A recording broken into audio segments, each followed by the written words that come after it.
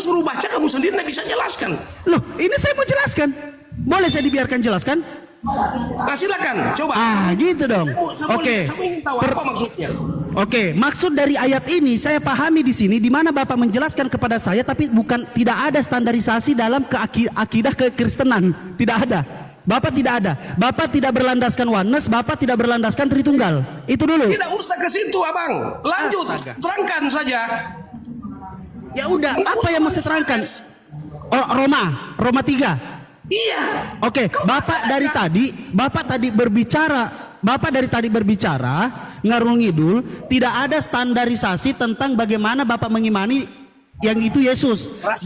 Yang ngalor ngidul itu kamu, bukan saya. Lah, saya belum ngomong loh, Pak. Gimana kau ini? Kamu suruh baca Roma 3 ayat 7, kamu sendiri tidak bisa jelaskan. Loh, bagaimana saya bisa jelaskan kalau Bapak tidak mau berhenti berbicara, tidak mau berhenti sabar? Bapak gini aja. Bapak takut saya jelaskan. Jelaskan dulu Roma 3 ayat 7 ini, coba. Bisa silakan. Bapak diam? Ya, silakan. Oke. Ayat Roma 3 nomor 7 ini mengatakan apa? Tetapi jika kebenaran Allah oleh dustaku semakin melimpah kemuliaannya, kenapa aku harus dihukum sebagai orang pendosa?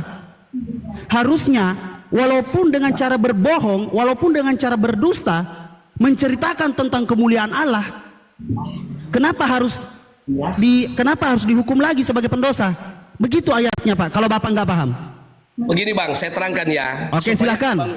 Abang sendiri dapat pengetahuan. Jadi dari cerita ini, Pang, dari Roma 3 ayat 7 ini, Paulus sebenarnya sedang mengkritik orang-orang yang ada di Roma pada waktu itu. Ya, dia mau menegaskan bahwa dosa itu tetap dosa. Baca satu perikop kalau gitu, Pak. Bapak mulai mengarang lagi. Bapak mulai Jadi saya mau jelaskan sama Anda supaya Anda Bapak baru tahu ayat ini loh. Bapak baru tahu ayat ini loh. Bapak mau menjelaskan, baca satu perikop, Pak. Nggak usah kamu baca satu perikop. Saya mau terangkan ini Roma 3 ayat 7. Bapak menerangkan ayat yang baru Bapak baca. Bagaimana saya ini Bos, tiap hari saya baca nih ayat ini. Kamu tiap hari, Pak. Logikanya begini, kamu Islam, saya Kristen. Ya. Kira-kira yang masuk di akal siapa? Oke, kalau begitu saya tangkap itu. Bapak Kristen, saya Islam. Saya tangkap begitu. Gini aja. Dengar dulu, Rashid dengar dulu. Siap. Saya mau terangkan ini Roma 3 ayat 7 sama kamu. Ya. Jadi Paulus sebenarnya sedang mengkritik orang-orang yang ada di Roma pada waktu itu. Ya. Jadi sebenarnya Paulus itu sedang menegaskan bahwa sekali dosa tetap dosa. Ini dengar baik-baik dulu, ini belum selesai. Dan tidak bisa dibenarkan hanya karena Allah bisa memakai segala sesuatu. Misalnya contoh Paulus, Allah memakai Paulus. Bukan berarti ketika Tuhan memakai Paulus lalu dosanya selesai. Tidak. Tetap namanya dia berdosa, tetap dia mesti tanggung dosanya. Sepanjang dia hidup di dalam dunia itu, kalau berbicara dosa, kalau kita masih hidup itu konsekuensi. Tetapi kalau sudah mati konsekuensinya sudah tidak ada, berarti tidak ada penembusan. Jadi di sini Paulus mau menegaskan walaupun saya sudah dipakai Tuhan sebagai seorang rasul, tetap namanya saya punya pengalaman lama. Paulus ini kan punya luka lama. Ya, punya masa lalu yang kelam, punya masa gelap. Dia penganiaya orang Kristen. Ya, dia penganiaya, bahkan banyak sekali yang dia bunuh. Tetapi ketika dia dikritisi oleh orang Roma bahwa kamu ini tidak layak jadi seorang rasul, maka Paulus mau menjelaskan, bukan berarti saya ini sudah jadi pengikut Kristus atau sudah dipakai Tuhan, bukan berarti dosa saya langsung selesai. Tidak, tetapi dosa itu tetap saya harus tanggung. Baca lagi, Pak. Bapak baca lagi, Pak. Itu Bapak baca lagi, konsekuensinya. Pak. Bapak udah mulai nggak nyambung. Baca lagi, Pak. Aduh. Bapak nggak nyambung, Pak. Baca lagi, Pak. Saya lihat Anda itu hanya memakai cara berpikirmu. Saya baca, Pak. Berpikirmu yang ini ayat ini mau dijelaskan, itu terlalu mudah. Lalu Anda mau suruh baca satu perikop. Kau baca saja satu perikop, nanti saya dengar. Sudah saya baca satu perikop dan di situ. Baca ulang, nanti saya dengar. Kamu mau baca? Kamu mau suruh saya yang baca satu perikop yang panjang itu? Saya ini kesimpulannya dari satu perikop itu. Oh, kesimpulan dari penjelasan Bapak. Iya, dari yang Roma 3 itu mau berbicara, Roma 3 ayat 7 itu berbicara bahwa Paulus tidak sedang menyatakan bahwa dosa ketika saya melayani Tuhan, ketika saya dipakai Tuhan, lalu dosa saya sudah diampuni. Tidak. Paulus mau menjelaskan sekali dosa tetap dosa. Oke. Itu maksudnya. Jadi dia itu sadar bahwa dosa itu dia harus tanggung. Bagaimana caranya? Dia harus tanggung dengan cara hidup dia. Kedua, konsekuensi yang dialami seperti dia didera. Dia kan ketika dia melayani Tuhan, ketika dia memberitakan Injil, dia ini didera, kawan. Ya, dia disiksa, dia dirajam, tetapi dia tidak undur. Dia tetap memberitakan Injil. Sudah. Jadi di sini, enggak usah kau panjang. Jadi di sini dikatakan, menjelaskan ini. Oke, jadi di sini dijelaskan, tetapi jika kebenaran Allah oleh dustaku semakin melimpah bagi kemuliaannya, mengapa aku harus dihakimi lagi sebagai pendosa? Ya, itu karena dituduh oleh orang-orang Roma, kamu tidak layak melayani. Itu maksudnya. Yesus menuliskan ayat-ayat yang dituduhkan oleh orang lain. Yesus tidak menulis kitab. Paulus menuliskan ayat ini karena dituduh oleh orang lain. Bukan, pada waktu perjalanan hidup dia ketika dia melayani, dia kan sedang menceritakan dia punya masa perjalanan pelayanan. Ini hasil dari dia ceritakan. Di dalam pelayanan dia bertemu dengan orang-orang Roma yang menuduh dia, kamu tidak layak. Untuk apa kau melayani Tuhan? Kamu ini Bapak kan tahu tidak ayat ini dituliskan di mana, Pak? Tidak usah kamu tanya ayat ini ditulis di mana, ayat ini kita mau berbicara, ini menjelaskan di mana. Oke. Kamu jangan lari ke sana, nanti lain lagi percakapannya. Oke. Begitu. Oke. Jadi, sabar ya, Pak ya. Oke. Bapak sedari tadi selalu mengatakan Yesus itu adalah Allah itu sendiri, Allah yang menjelma menjadi manusia, lalu Yesus sampai kepada kematian, lalu Bapak sampai kepada Yesus itu dinatur. Jadi ini Bapak udah campur-campur aduk. Oke, makanya saya sampai ke sebentar, sabar dong. Ganti-gantian, Pak. Ganti-gantian, Pak, bicaranya. Yang membawa saya ke Roma ini kamu, bukan saya. Betul. Makanya saya karena Bapak sudah dengarkan, Pak ya. Santai, Pak, santai. Bapak sudah berbicara tentang bagaimana penjelasan Bapak, berbicara apa yang bukan berbicara yang penting-penting, tapi yang penting berbicara menjelaskan tentang Yesus atau apapun itu. Bapak ini menjelaskan kepada saya, tetapi sudah jauh dari konteks di mana setiap ayat-ayat saya ambil, Bapak tabrak sendiri. Tapi nggak apa-apa, itu keimanan Bapak. Itu keimanan Bapak. Makanya saya sabar, Pak, sabar ya, sabar. Makanya saya sampai ke ayat ini, Pak. Karena apa? Standarisasi yang saya dengar dari Bapak tidak ada pokok tidak ada pokok keimanan Bapak. Bapak bukan oneness, Bapak bukan Tritunggal. Jadi Bapak bebas menjelaskan itu. Bapak mengatakan pertama kali bahwa Allah yang menjelma menjadi manusia, dialah Allah itu sendiri. Lalu Bapak mengatakan duinatur. Lalu pada saat kematiannya Bapak mengatakan apa? Bapak mengatakan yang membangkitkan Yesus adalah Allah itu sendiri, yaitu dia bangkit sendiri. Bapak di pertama kali mengatakan dia bangkit sendiri, begitu saya kasih ayat mengatakan apa? Allah yang membangkitkan Tuhan Yesus. Nah, Allah yang membangkitkan Tuhan Yesus berarti dia ada dua natur yang berbeda. Oke? Ya, Pak ya? Begini Rasid. Kamu gimana? Itu jangan mengulang narasi percakapan kita awal. Bukan mengulang. Saya hanya mengkonfirmasi setiap apa yang Bapak katakan. Saya bicara dulu sekarang, Rasid. Siap, yang silakan. awal jangan kau balik ke sana, lalu nanti terkesan saya yang salah.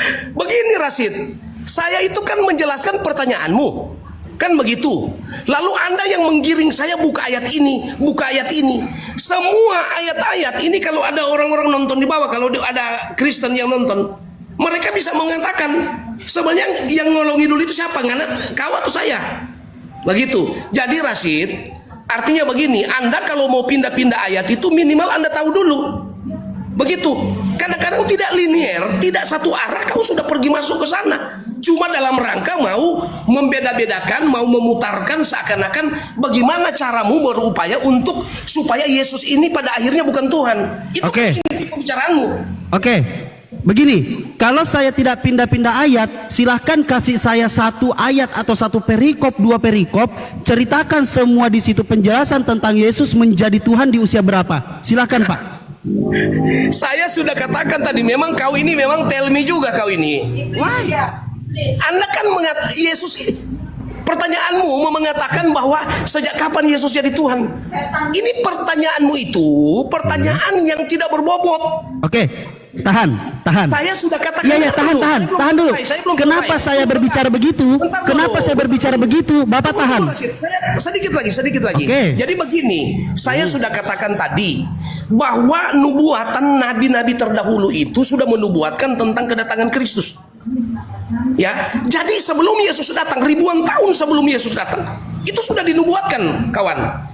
Jadi kalau Anda mau mengatakan sejak kapan Yesus jadi Tuhan, sebenarnya Anda sedang mau menguji kami orang Kristen, mampu enggak kami menjawab? Tetapi pertanyaanmu itu pertanyaan konyol. Oke, kenapa saya coba bisa nggak Bapak coba bisa nggak? Yesus jadi Tuhan. Oke, tenangkan. Yesus kan itu saya tenangkan dulu Pak. Di Yohanes 1 ayat 1. Iya sebentar, tenangkan Roh Kudusmu Pak. Iya, dengarkan dulu, dengarkan. Iya. Firman itu bersama-sama dengan Allah dan firman itu adalah Allah. Ayat 14 bahwa firman itu menjadi manusia. Itu dia punya ayat paralelnya. Jadi kalau Anda tanya Yesus jadi Tuhan umur berapa, sebenarnya Anda sedang meledek. Oke. Apakah tidak ada sedikit pemikiran kepada Bapak mengatakan kepada Ar-Rasyid, kenapa kau mengatakan seperti itu? Apa landasanmu? Coba, kenapa? Coba tanya kepada saya, kenapa Ar-Rasyid bisa-bisa bertanya sejak kapan Yesus menjadi Tuhan? Kenapa Bapak tidak bertanya seperti itu? Anda yang tanya ke saya, sejak kapan Yesus jadi manusia? Sejak kapan Yesus menjadi Sejak Tuhan? kapan Yesus jadi Tuhan? Ya. Kan itu kan pertanyaanmu ke saya. Oke. Apakah kamu yang mau jawab? Lalu Bapak kaget kan? Ini pertanyaan yang konyol kata Bapak kan gitu? Jadi tunggu. Berarti kamu mau jelaskan sejak kapan Yesus jadi Tuhan? Oke, enggak. Bapak kaget dengan pertanyaan saya. Kenapa Bukan Bapak kaget. Konyol. Oke. Bapak mengatakan pertanyaan saya konyol. Bapak tidak mau tanya, kenapa saya bertanya seperti itu? Sekarang saya tanya. Oke, saya ikut narasimu. Kenapa kau tanya seperti itu? Coba. Pinter, udah mulai pinter. Dengarkan Pak, dengarkan. Ya gitu, begitu kalau diskusi. Konfirmasi dulu, kenapa Rasid berbicara begini? Nih. Oke. Sekarang buka tab baru di situ. Buka tab baru, Bapak tulis Lukas 2 nomor 11, itu dulu. Bukankah Lukas 2 nomor 11 ini kau sudah jelaskan tadi? Oke, sudah ada di situ. Sudah ada. Tunggu sebentar, saya lihat dulu. Siap. Sudah. Oke, Baca. sekarang Kisah Para Rasul 2 nomor 36. Aduh, ini kau ini belum selesai yang satu, kau suruh loncat lagi ke sana. Coba Bapak buka dulu Pak. Bapak buka dulu biar Bapak tahu maksud pertanyaan saya. Bapak buka dulu Kisah Para Rasul 2 nomor 36 biar Bapak tahu pertanyaan saya tujuannya kemana. Rasid begini, Anda jelaskan dulu ini, baru Anda pindah ke situ. Oke, Bapak bisa diam, tahan sedikit Roh Kudus Bapak diam, saya jelaskan. Boleh? Dalam nama Yesus. Oke, dalam nama Yesus. Tepuk tangan dulu buat Tuhan Pak. Gini, oke? Biar Bapak dengarkan baik-baik, pasti Bapak akan tertarik untuk membuka ayatnya. Lukas 2 nomor 11 mengatakan, hari ini telah lahir bagimu juru selamat, yaitu Kristus Tuhan di kota Daud. Itu yang pertama. Otomatis Yesus sudah jadi Tuhan pada saat dia lahir di muka bumi ini. Yang kedua, Kisah Para Rasul 2 nomor 36, jadi seluruh kaum Israel harus tahu dengan pasti bahwa Allah telah membuat Yesus yang kau salibkan itu menjadi Tuhan dan Kristus. Itu yang kedua. Dan yang ketiga, Roma 14 nomor 9, sebab untuk itulah Kristus telah mati lalu bangkit kembali supaya ia menjadi Tuhan baik untuk orang-orang mati maupun untuk orang-orang hidup. Sekarang tanggapi Pak, ada 3 kali Yesus jadi Tuhan. Ya, jadi rupanya kamu keberatan masalah itu. Bukan keberatan Bapak, saya bertanya. Masalah saya keberatan. Kan itu masuk di dalam keberatan Anda bahwa Oke, kalau mau dianggap keberatan silahkan. Iya, kan Anda menganggap itu tidak benar kan? Jadi enggak Pak, saya cuma mencari tahu sejak kapan Yesus menjadi Tuhan. Iya. Saya jawab. Silahkan. Di dalam Lukas 2 ayat 11 kamu mengawali bahwa dia Yesus Tuhan itu baru datang lahir di kota Daud. Oke? Nah, ini seakan-akan mau menjawab bahwa sejak kapan sih Yesus jadi Tuhan? Kan begitu. Saya sudah jelaskan dari awal. Sebelum Yesus datang, ya, nubuatan kepada para nabi itu sudah disampaikan. Tetapi tidak mengatakan namanya Yesus. Hanya dikatakan Mesias. Jadi Yesus itu adalah Mesias yang akan datang. Tetapi namanya Yesus itu nanti muncul di abad pertama tahun Masehi. Oke? Jadi namanya itu tidak penting. Tetapi intinya dia sudah dinubuatkan ribuan tahun sebelumnya bahwa akan datang Mesias. Begitu. Cuma ketika dia datang jadi manusia diberi nama Yesus. Jibril datang, malaikat Gabriel datang kepada Maria dan Yusuf, beri nama anak itu Yesus. Jadi kalau Anda mau mengatakan bahwa sejak kapan Yesus jadi Tuhan, itu sebenarnya sebuah pertanyaan yang Anda sebenarnya tidak menginginkan Yesus itu Tuhan. Kan begitu. Jadi ini yang menjadi tolak ukur kepada kalian umat Islam, mau bersikeras mau mengatakan Yesus itu bukan Tuhan. Kan begitu. Oke. Nanti saya kasih tahu alasannya kenapa kami tidak mengatakan Yesus itu Tuhan dari mulut Yesus sendiri. Sekarang, apakah Bapak sudah membaca ayat-ayat yang saya berikan kepada Bapak? Mana dari mulut Yesus dia bukan Tuhan, mana? Wis, mantap. Oke. Bapak, sekarang Bapak selesaikan dulu di mana saya tadi kasih ayat-ayat Lukas 2 nomor 11, lalu Kisah Para Rasul 2 nomor 36, lalu Roma 14 nomor 9. Yesus sejatinya sedarinya dari lahir Yesus sudah Tuhan. Ternyata kata Petrus di depan kaum Israel, khotbah Petrus di depan Kisah Para Rasul 2 nomor 36 mengatakan Allah telah membuat Yesus yang kau salibkan itu menjadi Tuhan. Nah, sekarang yang ketiga Roma 14 nomor 9. Kata Paulus apa? Sebab untuk itulah Kristus telah mati lalu bangkit kembali supaya ia menjadi Tuhan. Baik untuk orang-orang mati, kalau memang dia sampai ke orang-orang mati, oke, saya setuju, karena tadi penjelasan Bapak, Sang Allah Bapa itu turun ke kerajaan maut untuk menyelamatkan orang-orang yang sudah mati. Tetapi di situ terakhirnya baik untuk orang-orang mati maupun untuk orang-orang hidup. Makanya ada pertanyaan itu, Pak. Begini Pak, saya tunjukkan kepada Bapak. Apa ya? Saya ambil satu buku. Saya baca, Pak. Saya baca buku.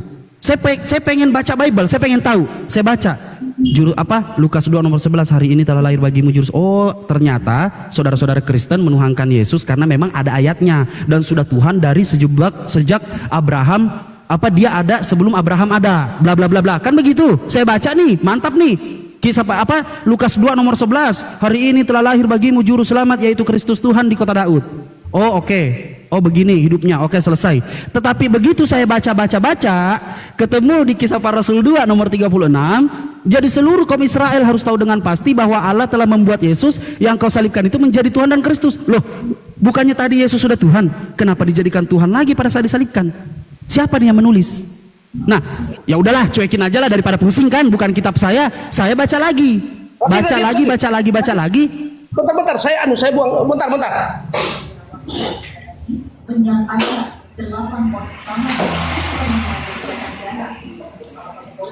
Oke, jadi saya sudah paham. Jadi ada kekeliruan yang kau baca tadi di dalam Roma 14 ayat 9. Di situ kan dikatakan begini, sebab untuk itulah Kristus telah mati dan hidup kembali, supaya ia menjadi Tuhan baik atas orang mati maupun atas orang-orang hidup. Sekarang saya mau, kau tadi kan bicara bahasa asli. Kau tahu enggak kata Tuhan diambil dari kata apa? Kurios. Kenapa dia di sini dikatakan baik atas orang mati maupun orang hidup? Karena berbicara kurios berarti dia seorang pemimpin di tengah-tengah dunia ini. Begitu. Tetapi lebih daripada itu, Yesus itu Allah. Begitu. Jadi kalau Yesus hanya sebatas kurios, itu tidak kuat, kawan. Kalau dia hanya sebatas kurios, tetapi sebenarnya dia itu adalah Theos itu. Atau di dalam PL itu yang disebut dengan Elohim, itu Theos itu sama dengan Elohim. Ya. Nah, itu dialah itu. Jadi kalau hanya sebatas Tuhan itu belum kuat.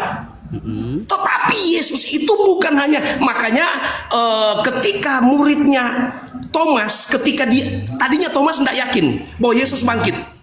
Ketika dia meraba bekas pakunya Yesus sampai di tangan maupun di lambung, apa yang Thomas katakan? Sesungguhnya engkau ini adalah Tuhan dan Allah. Engkau adalah Kurios dan Theos. Begitu kawan. Jadi supaya Anda paham dulu, dalam studi gramatikalnya itu, kata kurios di dalam bahasa asli itu sebatas kepada pemimpin yang memimpin. Makanya Yesus dikatakan King of King, raja atas segala raja. Berarti yang dipimpin dunia, manusia. Begitu. Tetapi lebih daripada itu, dialah firman yang menjadi manusia atau Allah yang menjadi manusia. Jadi bukan hanya Tuhan, tetapi dia itu Allah. Jadi kalau hanya Tuhan, Yesus belum lengkap.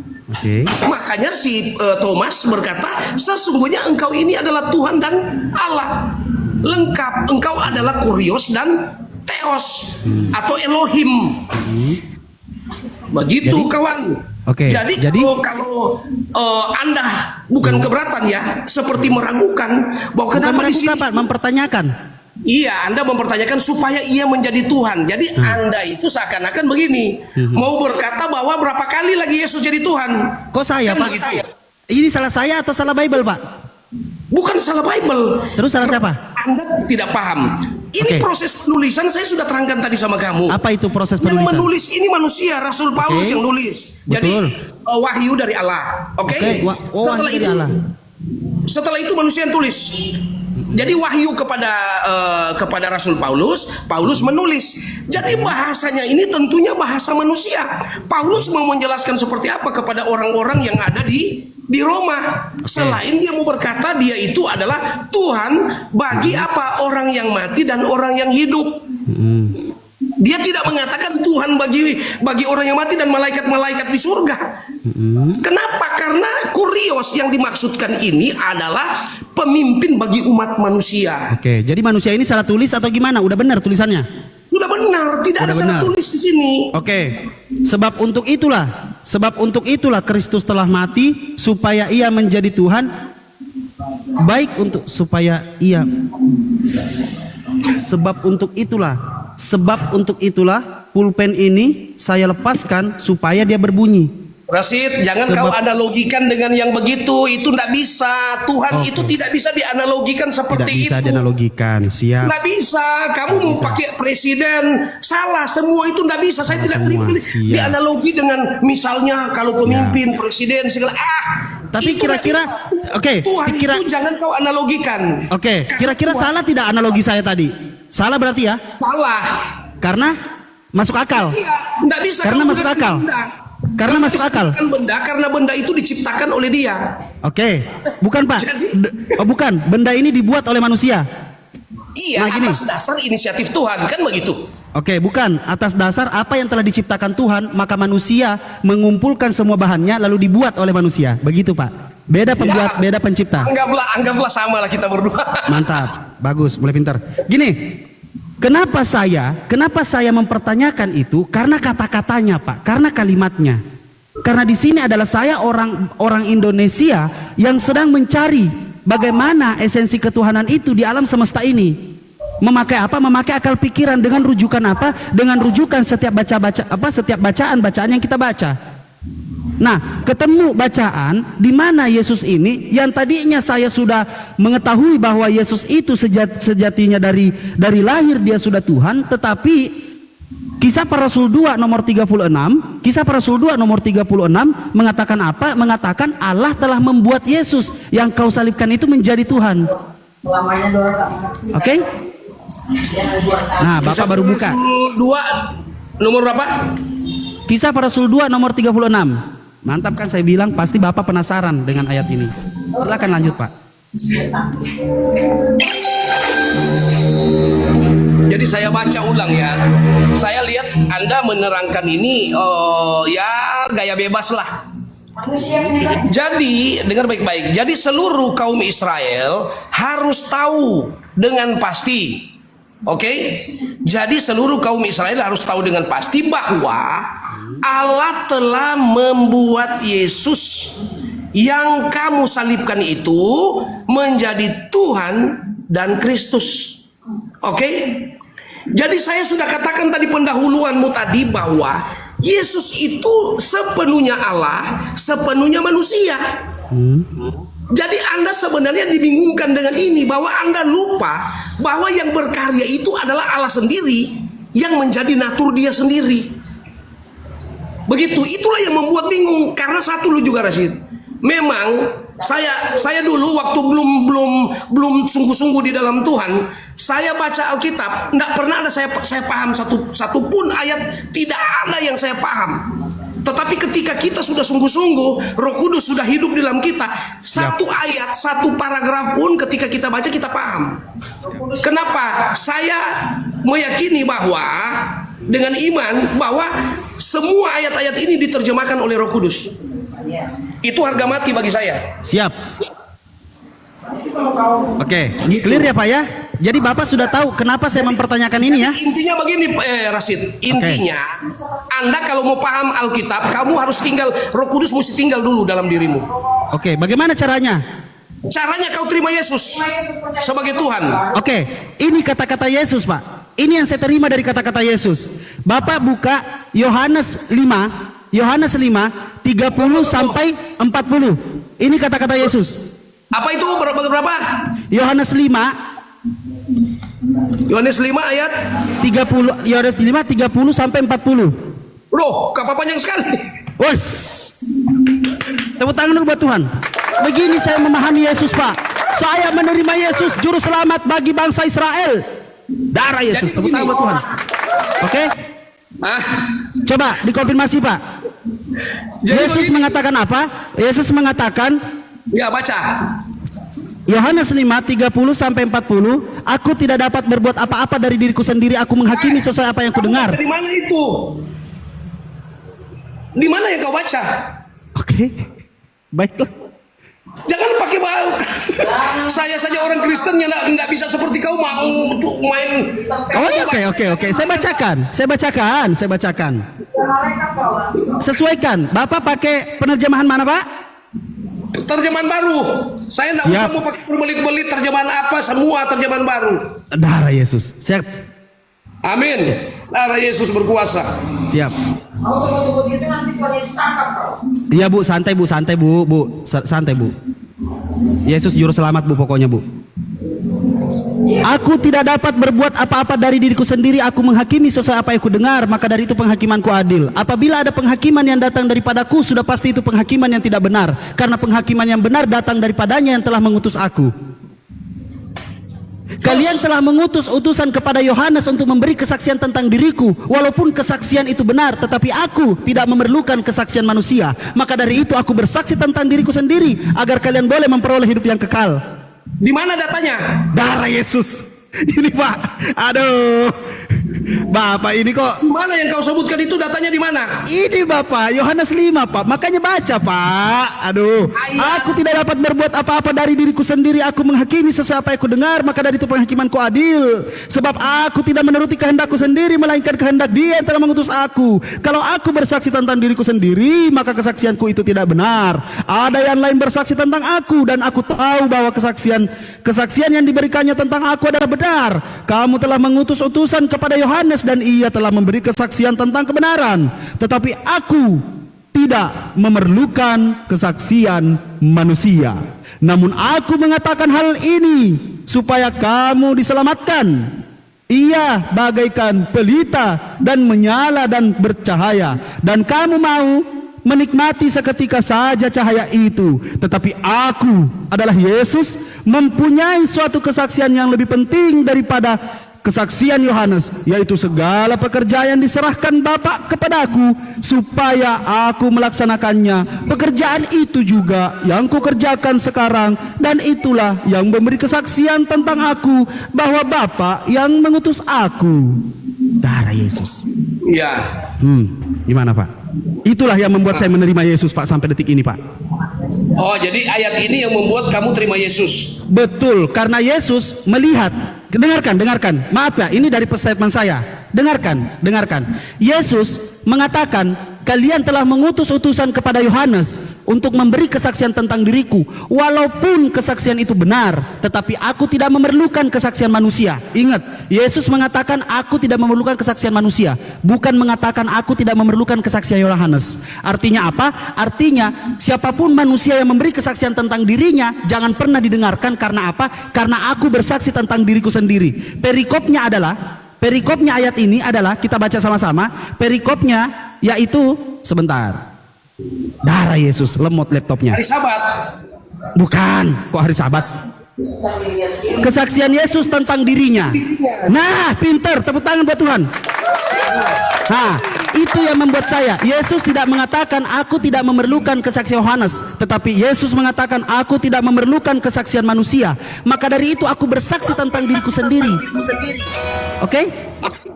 Yesus mengatakan itu, Pak. Kenapa saya mengatakan itu? Semua statement Yesus saya percayai. Pertama, bagaimana Yesus memperkenalkan hidup yang kekal. Yohanes 17 ayat 3. Inilah hidup yang kekal, mengenal engkau satu-satunya Allah yang benar dan mengenal Yesus Kristus yang telah engkau utus. Yohanes 17 ayat 8. Segala firman yang telah engkau sampaikan padaku telah kusampaikan kepada mereka, dan mereka menerima dengan baik dan benar bahwa betul engkau yang telah mengutus aku. Makanya Yesus mengatakan, aku adalah jalan, kebenaran dan hidup. Tidak ada yang mampu sampai kepada Bapa tanpa melalui aku. Hidup Yesus. Yesus selalu Yesus dan tetap Yesus di hati. Oke. Itu, Pak. Ya, jadi Tepuk tangan dulu buat Tuhan. Jadi hari ini kamu sudah terima Yesus? Dari dulu, Pak. Dari dulu kamu sudah Dari terima Yesus? dulu, Pak. Saya mengenal Yesus. Di dalam Al-Quran sebentar dikatakan, wa isqana Isa bin Maryam, ya bani Israel, inni rasulullah ilaikum. Dan Yesus mengatakan di dalam Bible apa? Yesus mengatakan, aku diutus hanya untuk domba-domba tersesat dari bangsa Israel. Tepuk tangan buat Tuhan.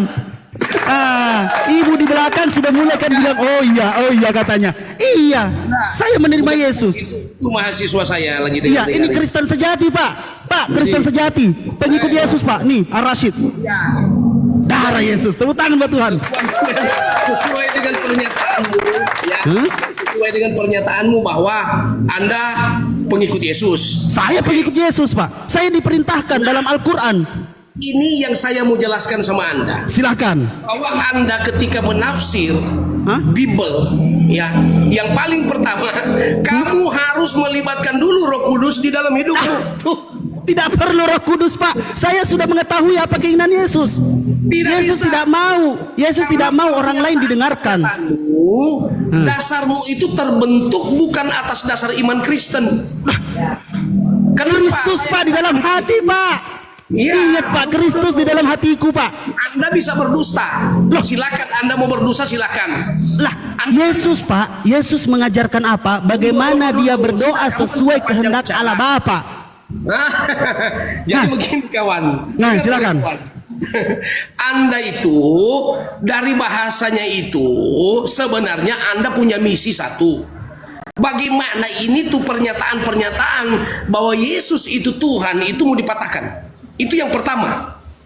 Karena kita kalau berbicara debaters antar agama, tidak mungkin kamu sebagai Muslim kamu membenarkan Kristen. Begitu juga saya sebagai debaters Kristen tidak mungkin saya benarkan apa yang menjadi ajaranmu. Begitu. Jadi kalau Anda mau mengatakan, oh saya Yesus dan segala macam, ya artinya kalau melihat dari gayanya ini hanya sebuah ejekan saja.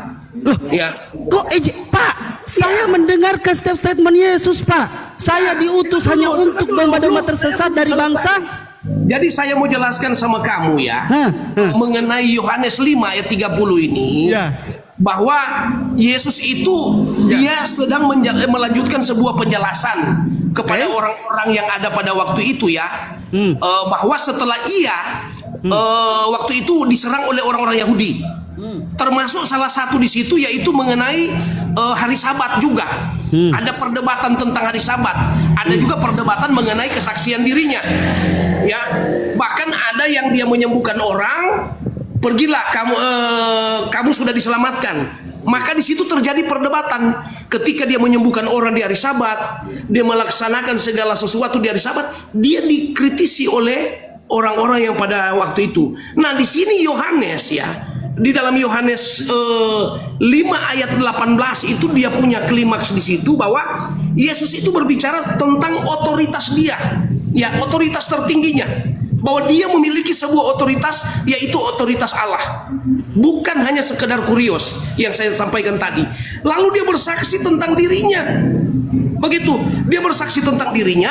Lalu dia juga menolak orang Yahudi yang sebenarnya mereka itu dibutahkan dengan aturan-aturan Taurat, begitu. Jadi Yesus mengatakan, aku datang bukan meniadakan hukum Taurat, tetapi untuk menggenapinya.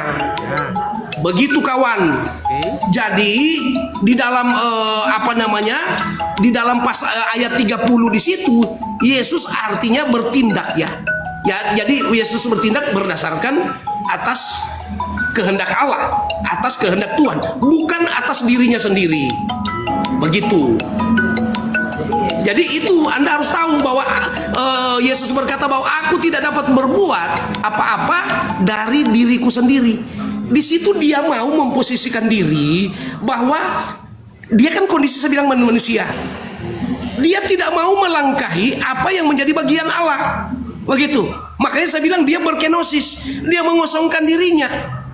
Jadi dia berkata, aku tidak dapat berbuat apa-apa dari diriku sendiri.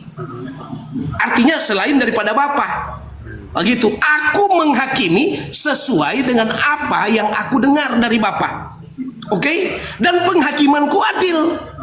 Yesus mau berkata begitu, sebab aku tidak menuruti kehendakku sendiri, melainkan kehendak Bapa. Jadi begini kawan, ketika Yesus dalam kondisi manusia, dia tidak mau mengambil posisi Allah atau naturnya dia tidak mau fungsikan supaya tidak kacau.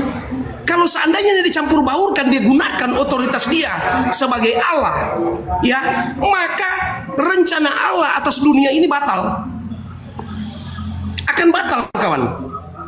Makanya Yesus itu dalam rupa dia manusia, dia merendahkan diri. Makanya dia mengatakan, aku tidak dapat berbuat apa-apa atas diriku.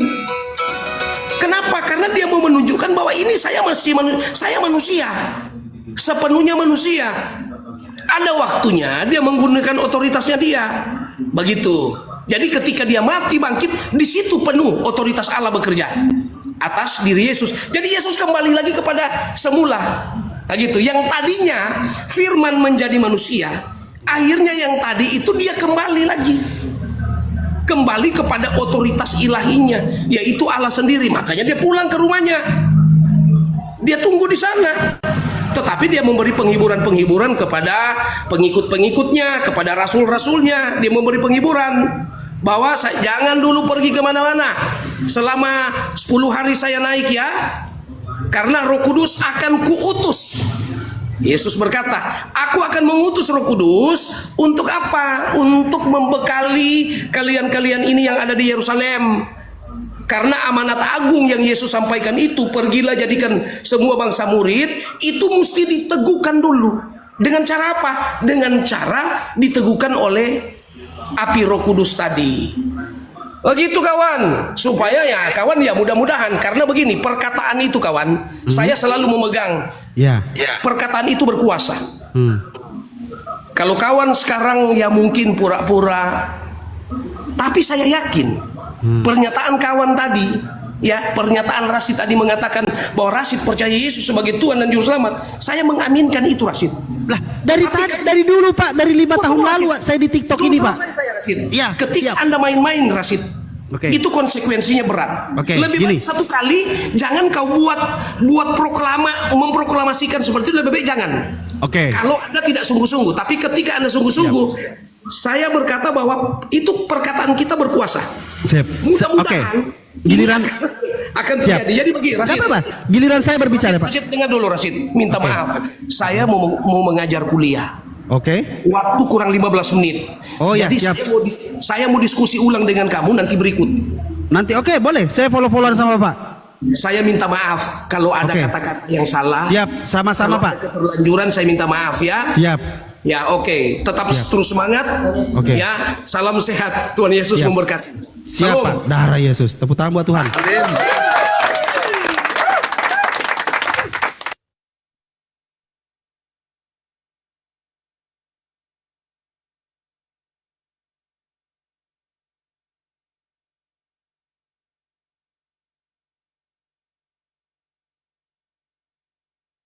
Roh Kudus lagi nungguin Roh Kudus.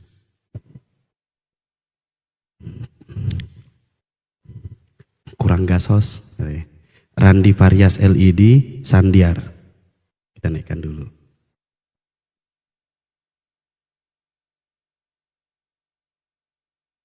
Tepuk tangan dulu buat Tuhan teman-teman. Halo, selamatkan malam Randi LED. Ya malam, Ya. saya izin turun aja bang. Oke, izin turun, siap abang. Ya orangnya udah keluar tadinya kan, saya kan Muslim, saya kan Islam. Mau Oh ya, menambahkan siap Pak, tadi. siap. Masya Allah, Bapak mau Ya. apa ya? Menghadapi beliau. Ya. Silakan Pak. Hati-hati Pak, diingat Pak, beliau pendeta Pak. Beliau pendeta sekaligus dosen, kayaknya beliau nih. Bapak mau menghadapi ya Pak ya, luar biasa Bapak. Ngeri kali saya Pak. Ah, Yesus. Kerajaan maut, pengikut cangcut. Hah? Hah? Hah? Hah? Halo? Hah?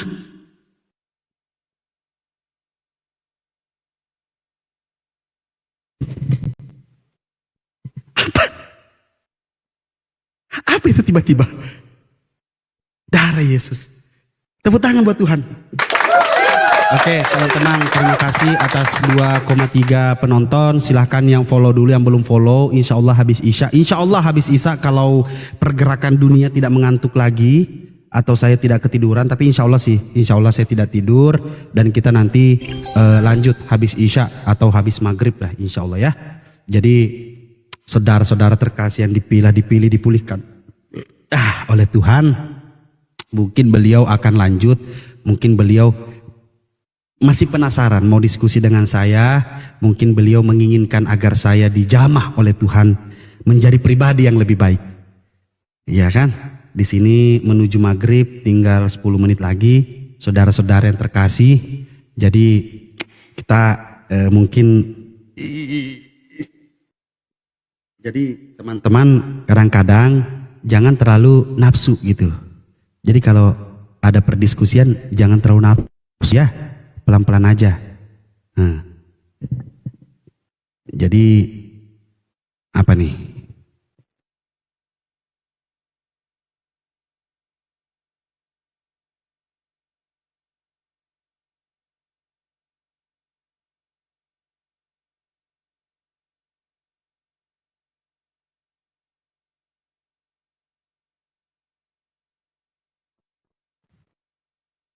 Ya, teman-teman mohon maaf ya. Tiba-tiba nge-lag saudara-saudara terkasih karena mungkin saya yang banyak mencet-mencet, mentang-mentang HP-nya udah ringan. Kebanyakan kebablasan mencetnya. Tidak apa-apa ya teman-teman ya. Kita ini aja. Maghrib bang, iya. Ini lagi nungguin maghrib. Sambil kita sapa-sapa dulu ya semuanya ya. Yang belum follow silakan follow biar kita bisa bertemu lagi nanti malam insya Allah. Rasid di gift dikit banget. Iya, parah banget. Via Manulang, Rasid di gift dikit banget. Dia malah kita lagi ngomongin firman Tuhan, dia lagi mikirin gift. Darah Yesus, tepuk tangan buat Tuhan. Malah itu lagi gue baca.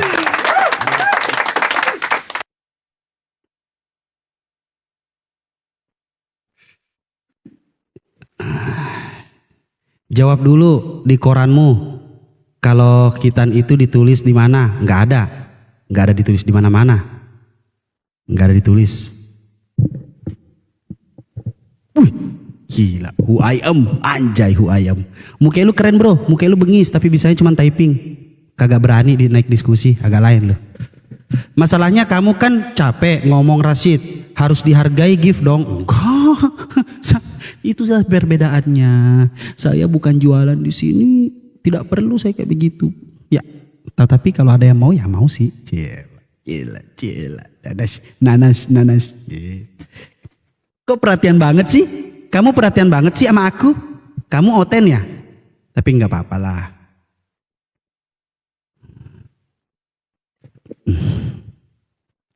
Den. Wis, Bang Lambayung Senja, terima kasih banyak. Abang ini bisa aja manas-manasin Oten.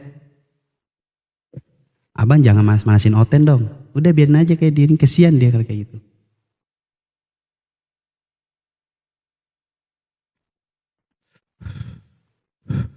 Jangan dipanas-panasin Oten, kesian Bang. Tepuk tangan buat Tuhan. Yesus. Mapelai Oten, iya mapelai. Aja malah ada kesiagasannya Pak, menre darah gamai. Dosennya kalah mah enggak gitu dong. Beliau mungkin seorang apa bukan mungkin, beliau dosen, mungkin dosen ini. Ya kan? Jadi ya nggak apa-apalah. Mau dipanasin lagi nggak? Gas bul. Kalau gua mah seneng-seneng aja ya kan. Jangan terlalu ini, mumpung penonton nih.